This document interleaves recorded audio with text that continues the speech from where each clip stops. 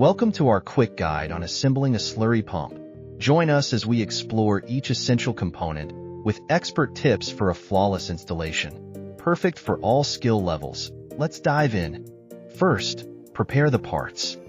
Stuffing box, shaft sleeve, lantern ring, shaft spacer, packing, gland assembly, gland nut.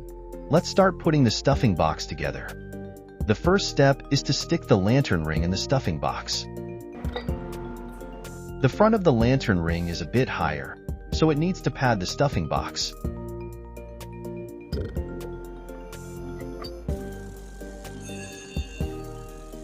Then put the shaft spacer in. Put the shaft sleeve in. Then start putting the packing. Some tips for installing the packing. Since it's a 45-degree angle interface, when you're assembling, leave the gap between the upper and lower packing.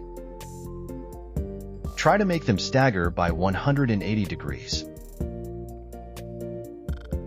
Next, install the gland assembly. Then install the gland nut.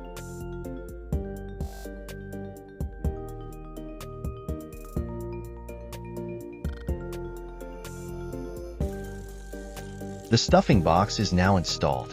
The second step is to install stuffing box.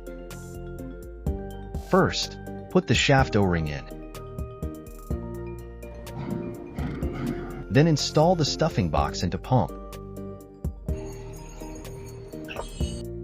Adjust the water seal inlet of the stuffing box. Put the seal ring between the shaft spacer and the shaft sleeve. Install the shaft spacer. Impeller O-ring, neck ring, FPL insert, rear seal rubber ring. Put some grease on. Install the impeller. Tighten it. Install the volute liner.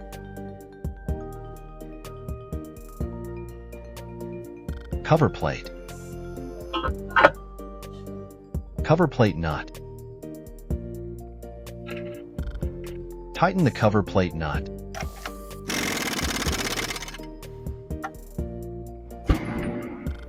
Tighten the adjusting screw. Adjust the screw. Push the impeller to the front of the pump.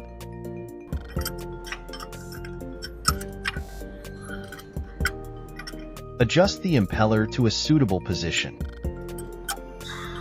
The standard is that the impeller does not rub in the cavity. Tighten the screw. Tighten the adjusting nut. Check the impeller for friction again. Assembly is done.